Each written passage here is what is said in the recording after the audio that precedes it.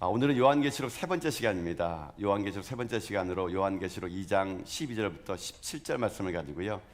신앙은 타협이 없다. 신앙은 타협이 없다라는 점을 가지고 하나님 말씀 함께 이 시간 나누도록 하겠습니다. 우리는 계속해서 이번에 오늘까지 말하면 한 3주 정도 우리 요한계시록을 이렇게 보고 있는데요. 요한계시록은 어떤 책일까요? 제가 서두에도 지난주에 말씀드렸지만 요한계시록은 두렵거나 무섭거나 우리에게 절망을 주는 그런 책이 아니고요. 요한계시록은 그 당시에 이 로마의 핍박으로 인하여 고통 중에 있는 성도들, 힘들어한 성도들에게 힘과 용기를 주기 위해서 쓴 책이 바로 요한계시록이었다는 겁니다. 그러니까 이 로마의 박해에서 고통당하고 있는 성도들에게 힘을 주고 위로를 주고 끝까지 견뎌내라, 참아야 된다, 이겨내야 된다, 그러면서 지금 현실의 삶을 어떻게 이길 것인가를 힘을 주는 책이 바로 요한계시록이었다는 것이죠. 그러면 요한계시록이 그 당시에 그렇게 쓰여졌다 그러면은 오늘날도 마찬가지라고 생각합니다. 오늘 시대도 우리가 요한계시록을 같이 나누는 이유가 뭡니까? 마찬가지입니다. 이 세상 사는 거 힘들고 어렵고 때로는 초대교회처럼 박해가 없을지라도 우리들의 삶이 이 땅 가운데 승리할 수 있고 미래가 있다는 것을 기억하고 힘을 내라는 겁니다. 다시 한번 일어서라는 겁니다. 다시 한번 소망을 가지고 살아가라는 겁니다. 어떻게 살아가야 될까요? 초대교회 성도들에게 요한계시록은 그 당시의 박해와 어려움 속에서 승리하는 비결을 가르쳐주게 됩니다. 환난 가운데 승리하는 법을 가르쳐주게 됩니다. 승리할 수 있는 길, 그것을 가르쳐주게 되는데 어떻게 가르쳐줬느냐? 딱 하나입니다. 요한계시록에서는 세상을 승리할 수 있는 길이 딱 하나만 얘기합니다. 어떻게 이기느냐? 바로 예수 그리스도를 중심으로 이기라는 것입니다. 예수 그리스도의 중심성, 그러니까 예수 그리스도를 단단히 붙잡고 그 당시에 핍박과 환난을 이겨내라. 여러분, 이게 요한계시록의 핵심입니다. 마찬가지로 오늘 우리들의 삶에 적용하겠습니다. 여러분 삶에 어려움이 있고 아픔이 있고 힘듦이 있죠. 그걸 이길 수 있는 길은요, 사람에게 있지 않습니다. 세상에게 있지 않습니다. 여러분 다시 한번 십자가 앞으로 나가는 겁니다. 예수님 단단히 붙잡는 겁니다. 예수 그리스도의 그 유일성을 붙잡고 오직 예수를 부르짖을 때 여러분 그 예수님을 붙잡는 그 믿음의 힘이 세상을 이길 수가 있다는 것이거든요. 그럼 여러분 이 아침에 여러분들이 이 예배드리는 이 시간에 저는 여러분들이 꼭 예수님 만나고 돌아갈 수 있게 주님의 이름으로 축복합니다. 예수님을 만나야 됩니다. 그 주님을 만나고요, 그 주님을 나의 주로 고백할 때 내 안에 계신 예수님의 능력으로요 세상을 넉넉하게 이길 수 있다는 것입니다. 소아시아의 7교회에 그렇게 편지를 보냈습니다. 힘든 성도들에게 편지를 보냈습니다. 근데 여러분 이 요한계시록을 여러분 보시면 알겠지만요, 소아시아의 7교회에 편지 보낼 때마다 거기에 예수님의 모습이요 각각 좀 다르게 묘사되어 있습니다.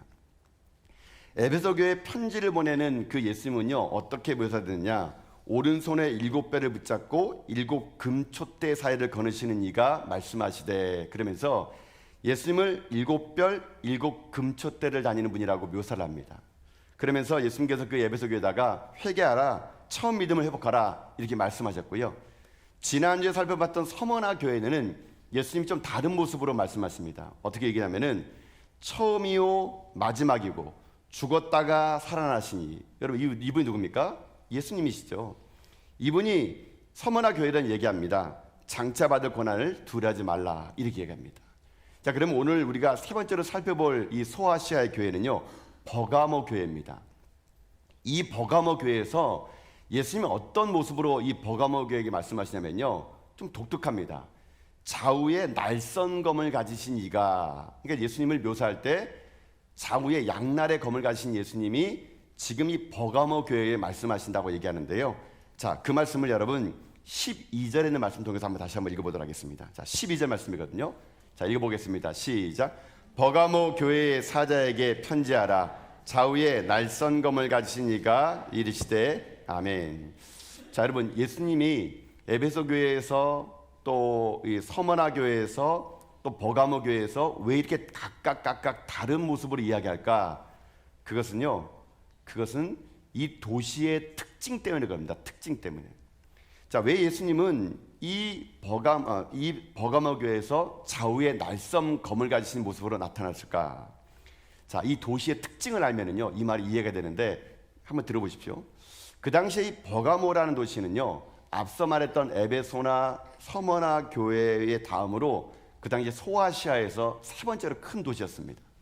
그러니까 에베소나 이 그 서머나 교회는요, 항구 도시인 반면에 이 버가모는요, 내륙에 위치해 있는 그런 도시였는데, 그 당시에 버가모 도시는 어떤 도시냐면은 행정 수도였습니다. 그러니까는 뭐 오늘 우리나라 말로 뭐 어떻게 됩니까? 뭐 세종시처럼 행정 모든 조직들이 집중되어 있는 곳이 바로 이 버가모 교회였습니다. 그 당시에 이 버가모 교회는 최대의 도서관과 신전이 있을 정도로 유명한 도시가 바로 이 버가모 도시였습니다. 책들도 많고 신전도 많고 행정 도시였던 이 도시에 왜 예수님은 좌우의 날성검을 가지고 말을 했을까? 그것은 이런 유래가 있습니다. 여러분, 만약에 로마 황제가 이 소아시아를 다스릴 때 총독을 파견하게 되면요, 어느 도시에 파견하겠습니까? 당연히 행정 도시에 파견하게 됩니다. 그 당시에 이 버가모에 로마 황제가 파견한 총독이 머물 때 그때 그냥 보내지 않고요, 그에게 뭘 주냐? 그에게 자신이 쓰던 검을 이렇게 줬다 그럽니다. 그 검이 글라비라는 검이라고 합니다. 글라비. 이 글라비라는 검을 준 것은 황제의 검을 준 거예요. 이 글라비라는 검을 주게 되면은 어떤 권한이냐면은 그 총독이 황제의 글라비라는 검을 갖게 되면은 이 검은 사형 집행권이 있었던 겁니다. 그러니까 만약에 로마의 모든 걸 다 재판하러 온다 그러면 여러분 얼마나 그게 불편하겠습니까? 그래가지고 글라비라는 황제의 검을 줘가지고 그 총독이 그 지방을 사형 집행할 수 있는 그런 권한을 줬다 그러더라고요. 그러니까 그 검을 쥐어진 사람이 생사 여탈권이 있는 겁니다. 그러니까요, 그 당시에 소아시아에서 사람을 집행하려 그러면, 사형을 집행하려면 모든 사람들이 다 버가모로 와야 됩니다. 여러분, 그러면 이 글라비를 갖고 있던 이 총독이 여러분 얼마나 사람들에게 무서운 존재겠습니까? 저 사람 말 한마디면 생명이 왔다 갔다 하는 거예요. 그런데 주님 볼 때는 이겁니다. 주님 볼 때는 그 글라비를 갖고 있던 그 총독이 갖고 있던 검을 무서워하는 세상 사람들, 버가모 사람들이 얘기합니다. 그 검이 진짜 검 같냐? 그 사형 집행과 갖고 있는 글라비를 갖고 있는 검이 진짜 검인지 아냐? 그렇지 않다는 겁니다. 내가 바로 좌우의 날선 검이라는 겁니다. 세상이 말하는 그 검을 무서워하지 말고 심판의 권세를 갖고 있는 예수 그리스도의 날선 검을 무서워하라. 그런 마음을 가지고요, 이 버가모 교회가 처음에는 칭찬을 듣다가 나중에 책망을 들어요. 그때 예수님께서 싸울 준비를 하는 마음을 가지고 검을 들고 가는 모습으로 여기에 모사가 됐다는 얘기예요. 즉 다시 말하면 좌우의 날선 검은요, 두려워할 자를 두려워하라는 겁니다. 그저 그냥 글라비 하나 갖고 있는 총독을 두려워하는 세상 사람들아, 그들을 두려워하지 말라는 얘기입니다. 생명의 여탈권과 죽고 사는 권세는 좌우의 날성검을 가진 심판의 권세를 가진 주님에게 있다. 이거를요 보여주기 위해서 예수님께서는 이 버가모 교회에 좌우의 날성검을 가진 모습으로 그에게 지금 나타나셨다는 거예요. 저는 이것을 보면서 그런 생각해봤습니다. 오늘날 이 시대의 이 좌우의 날성검이라는 게 어떤 걸까? 이 영적으로 이제 좀 해석을 해보니까요, 제게 이런 의미로 이게 다가오더라고요. 제가 이번에 성지순례 갈 때 이 버가모 교회를 다녀왔거든요. 가보면 남은 게 없습니다. 내륙 지방으로 쭉 들어가면은 이제 폐허가 된 건물이 하나 남게 되는데, 그 당시에 초대교회 그 터전은 겨우 찾을 정도가 돼 있고, 그 초대교회 무너진 성전 위에 그 당시에 애굽의 신전이 세워있던 그 곳에 버가모 교회 속에 잔해로 남아 있더라고요. 아무런 흔적도 없습니다. 이 교회가 그렇게 왜 이렇게 폐허만 남아 있는 교회가 되었을까? 그러면서 이 본문의 말씀을 묵상해 보면서 좌우의 날성검을 가지신 예수님께서는 어떤 의미로 이 버가모 성도들에게 왔을 것이고, 오늘 2023년을 살아가는 우리들에게는 어떤 모습으로 이 좌우의 날성검이 인용이 될까? 제가 이 하나님 말씀을 이렇게 묵상해 보면요, 여러분 이런 의미로 저는 해석을 했습니다. 여러분, 검을 든다는 건 어떤 의미일까요? 제가 큰 두 가지로 이렇게 생각해 봤어요. 검을 든다는 건 첫 번째는요, 검을 언제 듭니까? 싸울 때 듭니다. 싸울 때. 그러니까는 좌우의 날성검을 든다는 것은 첫 번째 의미로는요, 싸울 때 드는 겁니다. 싸울 때. 두 번째는 또 언제 이 검이라고 말하면 뭐하지만요, 언제 이 칼을 들까요? 제가 볼 때는요, 사람을 살릴 때도 검을 씁니다. 수술할 때. 그러니까 제가 오늘 이 말씀을 좀 영적으로 해석할 때 이렇게 되겠습니다. 주님이 좌우의 날성검으로 온다는 것은 두 가지로 온다는 거. 하나는 뭐냐? 싸울 때. 또 하나는 우리를 회복할 때, 수술할 때 온다는 얘기예요. 그래서 오늘 제가 여러분과 함께 이 버가모 교회를 통해서 두 가지를 붙잡으려는 겁니다. 그 두 가지 검의 용도, 싸울 때와 수술할 때 검을 들게 되는데, 이 검의 용도를 가지고 오늘 우리 전화교회는 어떻게 대처를 해야 될 것인가. 그리고 이 검의 두 가지 용도를 가지고 여러분, 우리가 하나님의 성전이라 그러잖아요. 나는 어떤 모습으로 주님 앞에 서야 될 것인가. 오늘 우리 교회에 주님께서 좌우의 날성검으로 우리에게 오신다면은 우리 전화교회를 어떻게 평가할 것인가, 그리고 우리는 무엇을 붙잡아야 될 것인가. 이 두 가지의 이 싸울 때와 수술할 때 검의 용도를 빗대어 가지고 오늘 말씀을 통해서 우리들의 인생의 삶의 신앙을요 한번 돌아보는 그런 시간을 갖기를 원합니다. 자, 그러면 검의 종류가 첫 번째가 제가 그런 말씀 드렸어요. 싸울 때 검을 든다고. 그럼 이 말씀 가지고 우리에게 싸울 때 뭐가 필요하냐, 오늘 본문을 제가 이렇게 한번 여러분이 말씀드리겠습니다. 오늘 우리에게 붙잡은 첫 번째 메시지는 뭐냐면요, 신앙은 싸울 때 두려움이 아니라 믿음이 온다는 겁니다. 신앙은 싸울 때 두려움이 아니라 믿음이 온다라는 겁니다.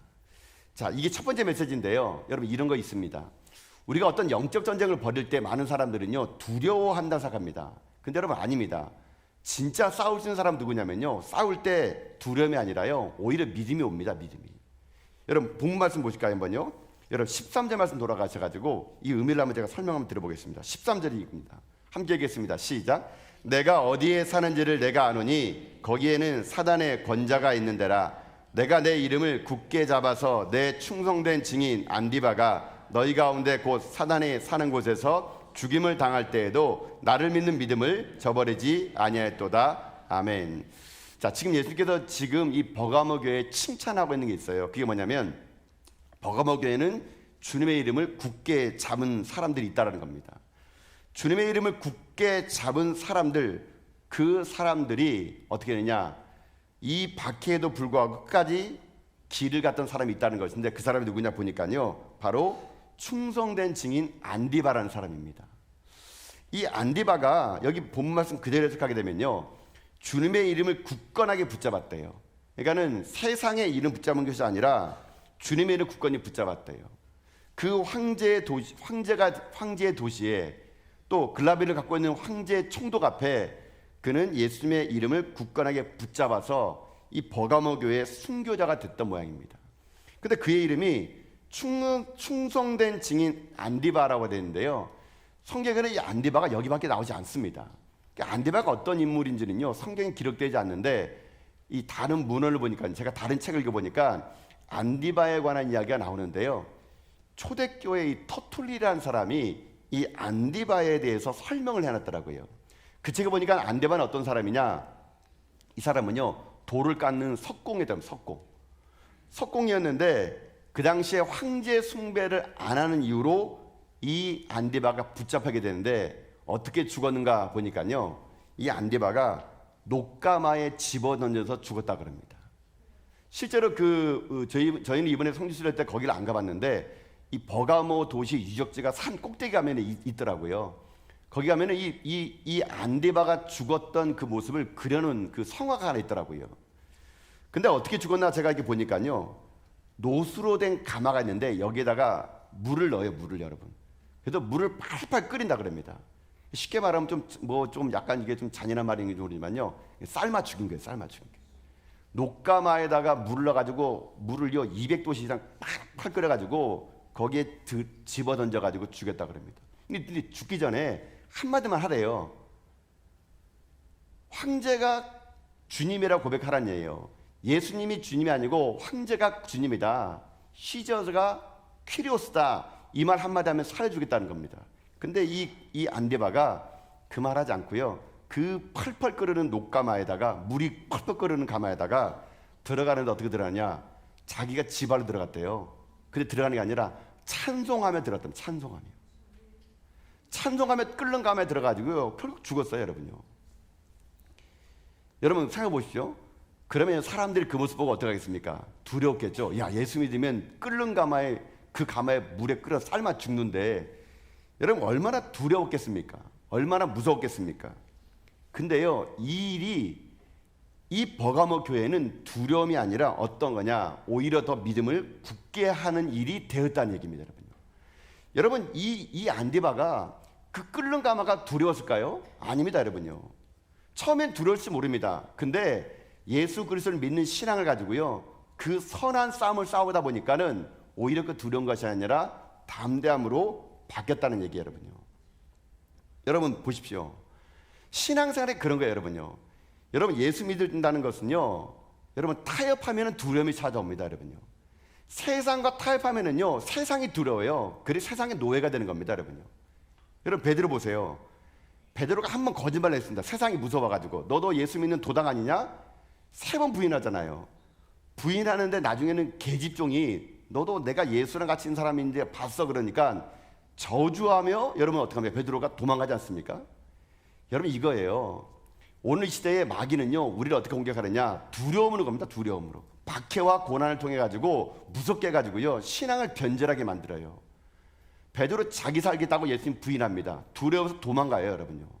그게 나중에 여러분 어떻게 합니까? 베드로가 성령을 받고 나중에는 사도행전 통해서 어떤 모습 생깁니까? 하나님의 성령을 받더니 담대합니다. 죽으면 죽여라 하는 마음으로 복음을 전합니다. 옥에 갇혀요. 갇혔을 때 여러분 앞서서 야고보라는 사람이 목 베어서 죽게 됩니다. 근데 그 다음날 자기가 죽게 돼요, 베드로가요. 근데 감옥에서 베드로가 어떻게 하는지 아십니까? 다음날 내가 죽는데 깊은 잠을 잡니다. 아니 내일 죽을 사람이 여러분 깊은 잠에 들겠습니까? 베드로는 담대했습니다. 오히려 성령 받고 예수님을 구주로 고백하고 감옥 들어갔더니 두려움 없는 거예요. 담대했습니다. 얼마나 깊이 잡는지 베드로 감옥에 있을 때 초대교회 성도들이 기도했어요. 베드로 선생 살려달라고. 베드로는 아랑곳하지 않고 죽으면 죽으라는 두려움이 변하여 담대한 믿음이 생긴 겁니다. 얼마나 깊이 잠을 잤는지 천사가 가지고 옆구리를 발로 차야 깨는 겁니다. 일어나라고. 가봤더니 옥고가 열린 거예요. 가봤더니 자기를 기도하는 초대교회 성도들을 그가 만나게 되었다는 겁니다. 여러분 이겁니다. 잊지 말아야 할 게 있습니다. 세상은 여러분 더 예수 믿기 어렵게 만들 겁니다, 여러분이요. 여러분이 두려움을 줄 거예요. 여러분 그때 그 두려움 앞에 두렵다고 도망가면은요, 그 두려움이 끝없이 여러분을 찾아옵니다, 여러분. 여러분 우리가 할 일이 뭔지 아십니까? 그 두려움을 맞서는 겁니다, 맞서는 거. 오히려 타협하지 않고 맞서면은요, 당당하게 나가면은요, 여러분 내 안에 여러분 두려움이 있는 것이 아니라 믿음이 있는 거예요. 여러분 이것이 싸울 때 생기는 주님의 주시는 은혜라는 겁니다, 여러분. 여러분 그러니 지금 여러분 세상 가운데 두려움이 있습니까? 여러분 당당하게 여러분 싸우셔야 돼요. 그들 앞에 나서야 돼요. 그러면 그 두려움이 사라지고 여러분에게 믿음이 생긴다니까요. 그러면 그 믿음이 여러분 어떻게 되는 줄 아십니까? 세상을 이길 수 있다는 겁니다. 이길 수 있다는 거. 제가 이번에 터키 그리스 성지순례 갈 때 이제 우리 성도님들하고 이제 뭐 저녁에 이제 호텔 들어가서 이런저런 뭐 얘기를 좀 몇 분과 나눴어요. 나누는데 어떤 분이 얘기하더라고요. 아이고 목사님 저는요 올 수 없는 상황인데 왔대요. 정말 은혜로. 그러니까. 그래도 그 오신 분들이 제가 보더라도 이게 올만한 분이 아닌 분이 계세요. 막 직장에 막 매달리고 이거 어떻게 오셨을까 이분들이. 이거 자기 이야기를 하더라고요. 자기가 성지순례를 꼭 가고 싶었대요. 가고 싶은데 자기는 여건이 안 되고 또 이거를 자기 위에 있는 그 직장 상사에게 말해야 되는데 아 이거 말했다가 그만 돌아가면 어떡할까? 그런 생각이 엄청 들었다 그럽니다.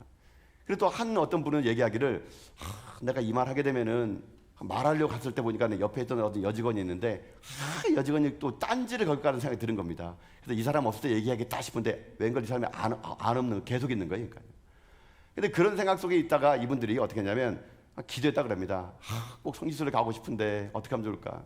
기도했던 이분들의 마음속에 두려움이 아니라 담대함이 생겼던 겁니다. 자르면 잘라라 뭐 까질까 뭐 그랬다는 거예요. 그래가지고 맨날 며칠 기도하다가 그냥 갔대요. 그냥 가가지고 그 자기 상사에게 얘기했대요. 나 성지순례 간다고 그냥 나 가야 되겠다고. 아니 그랬더니 자기들은 그 마음 할 때 막 콩닥콩닥 가슴 뛰었는데 말하고 나니까 마음에요 담대함이 생겼다는 겁니다. 말하고 나니까 자르면 자르라. 근데 오히려 그 말을 들은 사람들이 딱 듣자마자 막 화를 낸 게 아니라 아이고 나도 어렸을 때 미션 스쿨 다녔는데 다 안다고 막 그러면서 또 막 방해할 건 사람 같은 사람 옆에서 보내줘야 된다고 막 어떤 사람은 자기가 간다고 얘기했더니만은요 거기는 실장님이요 잘 다녀라고 용돈까지 줬대요 여러분이. 그런 얘기 들어보니까 이분들이 오는 게 이게 그냥 쉽게 온 게 아니더라고요. 그냥 마음속에 있던 것을 그냥 믿음을 가지고 얘기했더니 담대한 믿음이 생겨가지고요. 근데 그분들은 그렇게 오다 보니까 가는 곳곳마다 그분들은 은혜였던 것 같아요. 제가 보니까요. 그분들은 평상시에 자기가 올 수 없는 곳인데 하나님의 자기를 오게 만들었대요. 가는 곳곳마다 그분들은요 은혜 있는 여정을 보는 거 보면서 야, 똑같이 왔지만은 저 사람들은 참 다르구나 그걸 느꼈던 것을 제가 이번에 경험하게 됐거든요. 여러분, 우리도 마찬가지예요. 이 땅 삶을 살아갈 때 왜 두려움이 없겠습니까? 예수 믿을 때. 근데 그 두려움을 여기지 않고요, 두려워야 될 존재를 두려워하는 겁니다. 여러분, 우리가 두려워할 존재는요, 하나님이에요. 하나님을 두려워한다는 것은 하나님을 경외한다는 겁니다. 경외한다는 거. 하나님을 진짜 경외해 보십시오. 세상 두렵지 않습니다, 여러분요. 하나님을 경외해 보십시오. 세상의 모든 두려움을요, 믿음으로 바꿀 수가 있다는 것이에요, 여러분요. 저는 그래서 오늘 이 아침에 여러분에게 이렇게 도전드리고 싶습니다. 버가모 교회에 있는 충성된 증인 안디바, 여러분, 그 다음에 저와 여러분 이름이 기록될 수 있길 여러분 주님의 이름으로 축복합니다. 두려워하지 마십시오, 여러분. 물러나면은요, 더 큰 두려움이 오게 돼 있어요. 두려움은요, 계속 우리를 찾아옵니다. 그럴 때마다 두려움 앞에 믿음으로 맞서는 겁니다. 하나님을 경외하는 믿음으로 나가는 겁니다. 그러면 그 두려움이 사라지고 우리가 담담히 생길 수가 있다는 것이거든요. 그런 두려움을 여러분 순교를 각오했던 안디바, 여러분 이렇게 살았던 분 여러분 기억하십니까? 여러분, 그 2007년도에 여러분 아프가니스탄에서 순교했던 배영규 목사님 아시죠? 배영규 목사님이요, 그렇게 돌아가신 분 같아요. 2007년도 아프가니스탄에서 돌아갔던 배영규 목사님, 여러분 이 배영규 목사님은 제 모교의 형이에요. 형. 제가 잘 알고 있는 형이에요. 친한 형입니다. 어렸을 때 그 형의 모습은요, 되게 순박했고 착하고, 저는 그분이 순교할 거라고 생각도 못했습니다. 너무 가녀렸고 순해요, 순해. 근데 이분이 그 회사 생활하다가 이제 그 하나님 콜링을 받고 신학대학을 들어가가지고 목회자가 돼요. 제 기억 속에는요, 그분이 여름이 되면은 저희 교회 와가지고 저희들 모아놓고 막 신앙 얘기하고 막 그랬던 기억이 나요. 그때 참 그 얘기를 재미있게 들었던 기억이 나는데, 이게 어느 순간 봐봤더니 그 배영규 목사님이 아프가니스탄에서 순교를 했다라는 얘기를 제가 들었을 때 저는 참 적지 않은 충격을 좀 받았던 것 같아요. 양지에 가게 되면은 한국교회 순교자 기념관이라는 게 있습니다. 거기 하면 우리나라에 순교했던 사람들, 그러니까 우리나라에 복음이 들어와서 지금 해방 이후까지 순교했던 사람들 순교자의 그 사진들이 거기에 가면 다 걸려져 있습니다. 300여 명의 사진들이. 제가 양지에 있는 그 순교자 기념관에 딱 갔을 때 우리 교회, 우리나라에 처음에 순교했던 분들 중에서 쭉 나오는데 맨 마지막에 배영기 목사님의 사진이 딱 나오더라고요. 근데 제가 그 사진으로 딱 그분을 보는데 만감이 교차했었습니다. 야, 어떻게 이거 순교할 수 있었을까?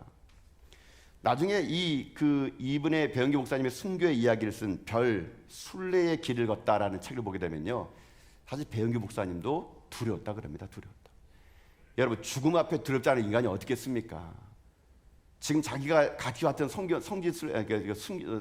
단기 선교 팀이 지금 붙잡혀가지고 산의 중내 많은 상황 속에서 여러분 어떤 사람이 여러분 거기에 죽음 가운데 담대할 수 있겠습니까?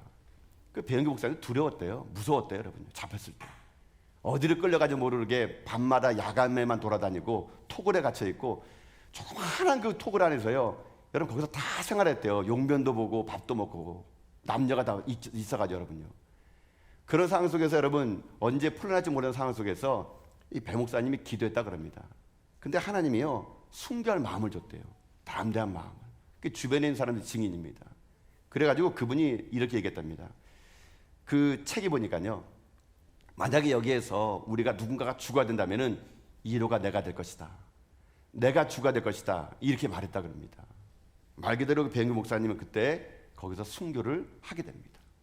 근데 그 들은 분들의 말에 의하면은요, 그 책에 보면은요, 배영규 목사님이 끌려갈 때요, 아무런 두려움이 없었다 그럽니다. 담대함을 가지고요, 잡혀갔다 그러더라고요. 그 양지의 순교자 기념관에 그 사진 한 장 땅글하게 나와가지고 배영규 딱 써져 있는데, 여러분 그 다음에 여러분 뭐가 있는지 아십니까? 거울이 하나 있어요. 거울에는 뭐라고 쓰는지 아십니까? 나도 순교자입니다 써져 있더라고요. 그러니까 거울 보는 그 순간 자기 얼굴이 비치는 거예요. 저도 그때 그 배영규 목사님 다음에 제 얼굴 딱 비치는데 제 얼굴이 딱 거기에 있다 보니까요, 마음이 어때 좀 두렵더라고요. 근데 한참을 제 얼굴을 딱 보고 있는데 제 마음에도요, 하나님 만약에 내게 은혜를 주신다면은 나도 순교할 수 있을 것 같다라는 생각이 들었습니다. 여러분, 오늘 우리들의 삶에도 여러분 하나님의 은혜를 주셔야 순교할 수 있지만요, 우리들의 삶에도 크고 작은 두려움 앞에서 우리가 할 일은 뭔지 아십니까? 두려움을 피하는 게 아닙니다. 세상의 두려움을 피해서 타협하는 게 아니고요, 맞서는 겁니다. 맞서는 거. 그렇게 맞섰을 때 그 죽기를 각오하는 그 믿음이요, 결국 어떻게 되느냐? 승리하는 인생이 되고 주님께 칭찬되는 인생이 될 수 있다라는 것입니다. 순교자 안디바, 그는 우리랑 똑같은 사람이었을 겁니다. 그 사람은 우리랑 성향이 비슷할 겁니다. 그러나 그 안디바가 그런 극심한 고난과 박해 속에서도 여러분 담대하게 찬송 부리며 그 끓는 가마 들어갈 수 있는 이유는 무엇일까요? 그 두려움 가운데 그는 기도했을 것이고, 두려움이 변하여 믿음이 됐기 때문에 그 믿음이 결국 그 박해 속에서도 승리하는 인생이 될 수 있었다는 것입니다. 그러니 오늘 이 아침에 여러분에게 첫 번째 메시지 가지고 함께 여러분이 도전드리고 싶습니다. 사랑하는 성도 여러분, 두려워하지 마십시오. 담대하십시오. 하나님을 두려워하시면 모든 세상 것이 두려워하지 않습니다. 세상을 두려워하지 마시고요, 하나님 주신 믿음을 가지고 여러분 이 땅을 승리하며 살아가십시오. 세상은요 이미 우리가 이기 게임을 하고 있는 겁니다. 죽기를 각오하고 믿음 생활하십시오. 설렁설렁 여러분 믿음 생활하지 마십시오. 설렁설렁 믿음 생활하니까 여러분 우리가 다 악한 마귀 밥이 되는 거거든요. 여러분 죽기를 각오해 보십시오. 악한 마귀가 어떻게 감히 우리를 건드겠습니까? 죽이면 죽이라는 여러분 마음을 가지고요 여러분 살아가십시오. 여러분 그런 믿음을 가지면요 우리들의 인생 삶에 두려울 게 하나도 없게 됩니다. 저는 오늘 이 아침에 여러분의 삶이 죽기를 각오하는 그런 믿음을 가져서 세상을 두려워하지 않고 여러분 하나님을 두려워하는 가운데 이 땅 사는 날 동안 순교자 안디바처럼 우리들의 삶도 아름답게 빛나는 별 같은 인생 되는 여러분과 제가 다 될 수 있기를 여러분 주님의 이름으로 축복합니다. 이게 첫 번째입니다. 입의 첫 번째. 그러니까 양날의 그 검 있지 않습니까? 좌우의 날선 검을 가지고 싸우라는 겁니다. 싸우라는 거. 두 번째는 뭐냐면 제가 그 좌우의 날선 검을 가지고 이게 묵상했을 때 두 번째는 하나는 이제 수술용 칼로 제가 이제 그 묵상했거든요. 수술로 칼이라는 것은 뭐냐면은 지금 이 버가모 교회가요 책망 들은 이야기 하나 나옵니다. 예수님이 그것을 수술하는 거예요. 수술하는 거. 두 번째로 우리가 말씀을 통해서 좌우의 날성검을 가진 주님께서 우리에게 하시는 말은 뭐냐면요 어떻게 수술하는 이겁니다. 타협하지 않은 신앙이 되라는 겁니다. 타협하지 않은 신앙이 되라. 이게 두 번째 메시지입니다. 자 여러분 그 14절과 15절 말씀 한번 읽어볼까요? 한번요. 자 한번 읽어보겠습니다. 읽겠습니다. 시작. 그러나 내게 두어 가지 책망할 것이 있나니 거기 내게 발람의 교훈을 지키는 자들이 있도다.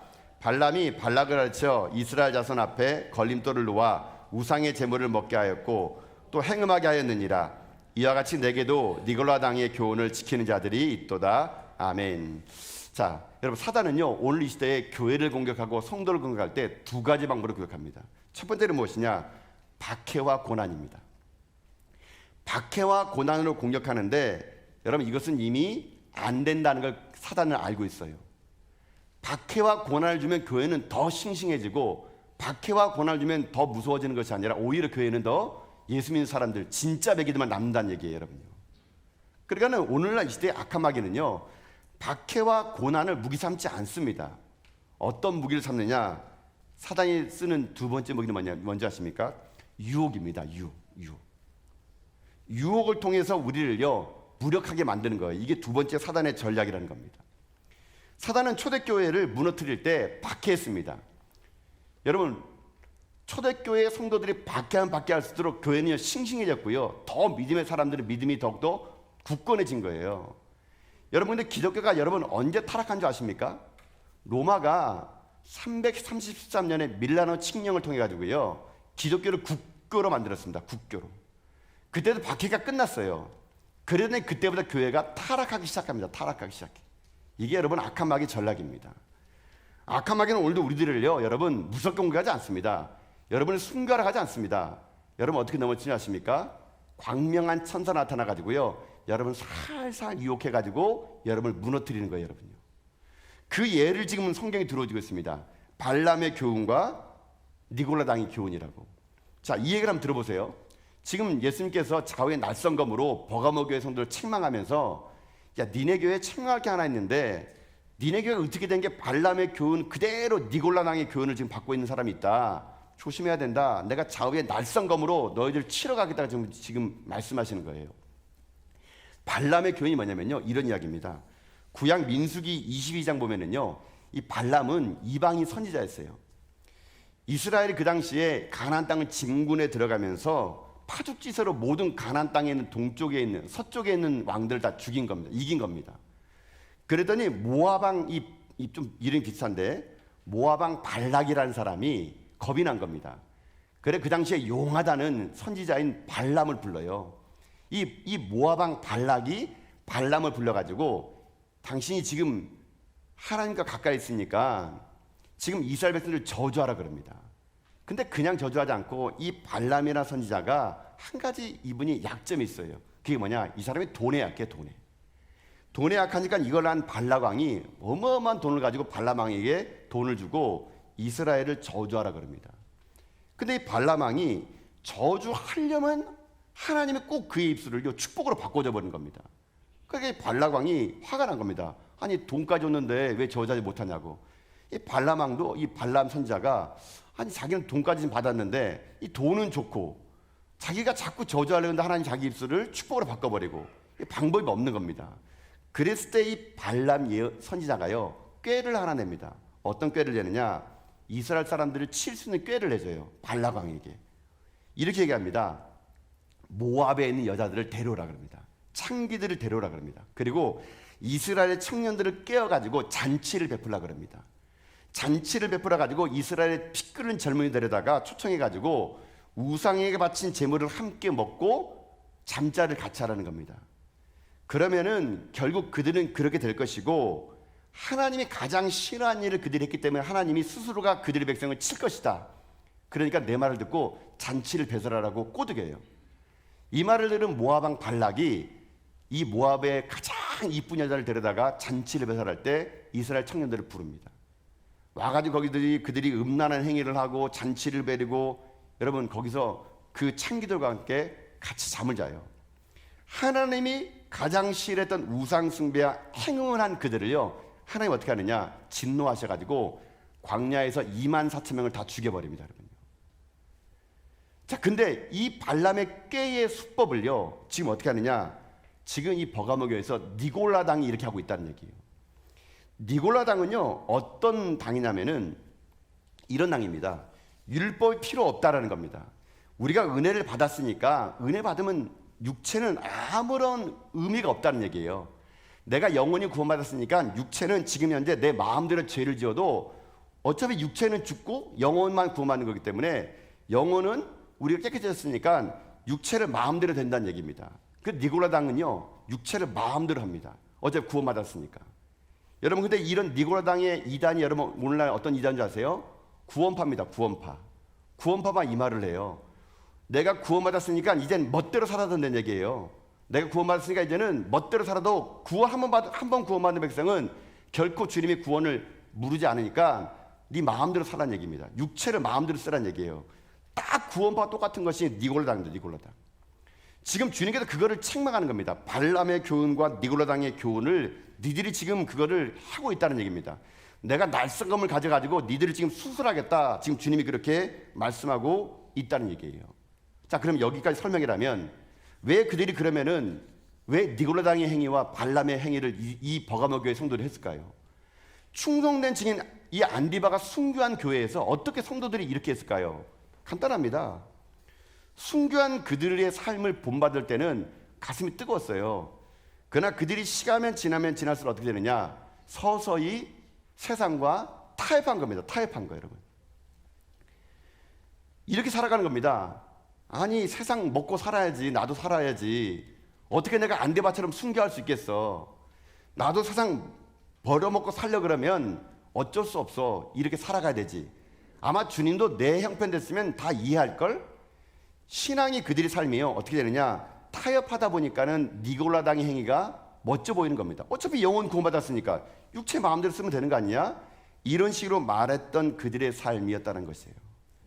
여러분 오늘도 우리들은 마찬가지 아닙니까? 여러분 신앙생활 어떻게 하고 계십니까? 신앙생활 편하세요? 신앙생활 여러분 편하십니까? 여러분 삶에 조금만 뭐 헌신하라 그러고 조금만 더 하라 그러면요 얘기합니다. 목사님 바빠서 안 됩니다. 목구멍이 포도청인데 형편이 어렵습니다. 내가 선교 갈 시간이 어디 있습니까? 예배 드릴 시간이 어디 있습니까? 목사님이 우리 생활을 몰라서 그러는데 직장 나가보십시오. 호락호락하지 않습니다. 여러분 이런 말을 하는 건 뭡니까? 타협이에요. 타협 여러분요. 여러분 신앙은 타협하는 그 순간부터 썩게 되어 있습니다. 여러분요. 제가 뭐 선교 가자고 얘기해 보면은요, 시간 없다 그러면서 알고 보면 맨날 놀러 가요. 맨날 놀러 가. 뭐 하나 같이 봉사하자 그러면 시간 없다 그러면서 어디 뭐 다 알아서 그냥 뭐 자기 건 다 챙깁니다, 여러분요. 교회다가는 쓰고 남은 거 주면서 자기는 삐까뻔쩍하게 쓰고 있어요, 여러분요. 여러분, 신앙이 타협하는 게 왠지 아세요? 여러분 잘못이 아니고요, 악한 마귀 여러분 조장하는 겁니다. 야, 적당히 해. 신앙은 적당하는 거야. 미치지 마. 네가 목사도 아니고 네가 선교사도 아닌데 평신도인데 적당히 해, 적당히. 여러분, 이 적당이라는 이 마귀의 유혹에 여러분 다 넘어가는 겁니다, 여러분. 여러분, 신앙의 적당이 어떻습니까? 적당히가. 적당히 심기다 보니까 여러분 우리가 쓰러지는 겁니다. 적당히 섬기다 보니까 주님 앞에 칭찬을 듣는 거예요. 여러분 잊지 마십시오. 신앙은 적당히 없습니다. 신앙은 타협이 없습니다. 주님이 예라 하면은 예라 해야 되고요, 아니라면 아니라고 해야 되는 겁니다. 악한 마귀는 지금 오늘 우리들의 신앙을요 물타기 하고 있습니다. 물타기 하고 있는 겁니다. 세상에 물 한 마가지 주고 신앙에 물 한 마가지 가지고 계속 물타기 해가지고요, 우리 인생의 삶이 흐물흐물한 인생, 흐물흐물한 인생, 아무것도 할 수 없는 그런 인생. 그 예수님의 십자가는요 그냥 바라만 보는 것이지 내가 걸어갈 길은 아니라고 말하며, 고난의 길, 순교의 길, 어려운 길은 다 요리조리 피해 나가고 쉽게 신앙생활하는 그런 모습. 여러분, 이런 모습 혹시 우리들의 모습이 아닌가를 오늘 점검해 봐야 된다는 얘기입니다. 여러분은 지금 어떤 길을 걷고 있습니까? 버가목의 성도들처럼 정말로 안디바의 순교자의 길을 걷고 있습니까? 아니면은 니골라당의 그 유혹 앞에서, 사단의 유혹 앞에서 오늘도 여러분 흐물흐물한 인생, 물타기 인생, 그저 타협하는 인생, 목구멍이 포도성이 살아야 된다는 그런 마음을 가지고 여러분 살아가고 있습니까? 그러면 우리들의 인생의 삶에 주님이 칼을 들고 올지 모릅니다. 칼을 들고. 주님은 우리들의 인생의 삶을 세상에 살지만 세상에 속한 인생이 아니라요, 세상과는 다르게 살기를 원하시는 겁니다. 여러분, 다르게 살아가십시오. 제가 늘 언제나 일상적으로 하는 말 있지 않습니까? 바닷물은 짜지만 바닷물 속에 살고 있는 물고기는 짜지 않아요. 다르기 때문에 안 짠 겁니다, 여러분요. 살아있으면 안 짭니다, 여러분요. 죽으면은 짜게 돼 있는 거거든요. 우리들의 삶이 날마다 이 땅에 저항하지 않고 적당히 타협하고 적당히 신앙생활하고 그저 적당하게 믿음생활하고 적당하게 신앙생활하는 거, 여러분 그러니까 세상이 조롱하고 비웃는 겁니다, 여러분요. 여러분, 저는 오늘 요한계시를 통해서 여러분에게 담대하게 도전드리겠습니다. 예, 저는 여러분의 형편 잘 모르겠습니다. 그러나 한 가지는 확실히 압니다. 적당히 살면 망한다는 거. 여러분의 삶에 오늘도 적당이란 말이 아니라 우리 진짜 그리스도인처럼 살기를 여러분 소망합니다.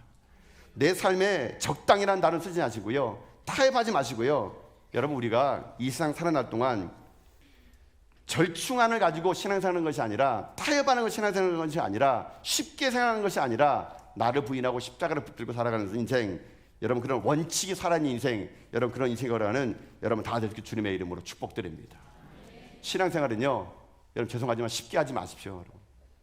여러분 그래서 제가요 목사로서 할 일은 뭔지 아십니까? 누차 여러분이 말씀드렸던 것 같아요. 저는 여러분에게요 틀들 볶아야 돼요. 여러분이 아유 우리 목사님 때문에 내가 쉬지 못하겠네, 여러분 이게 여러분 살리는 길이에요. 내년에는 더 들들 볶겠습니다, 여러분요. 들들 볶아가지고 교회 안 나오면 막 그냥 전화해가지고 왜 안 나오니 협박하고 그냥 막 선교 가자 그러고 전도하라 그러고 막 양육 받으라 그러고, 여러분 이게 여러분 살리는 길이고요, 목사가 할 일이에요. 여러분 사실 저도요, 여러분요 편하게 하면 저도 편해요.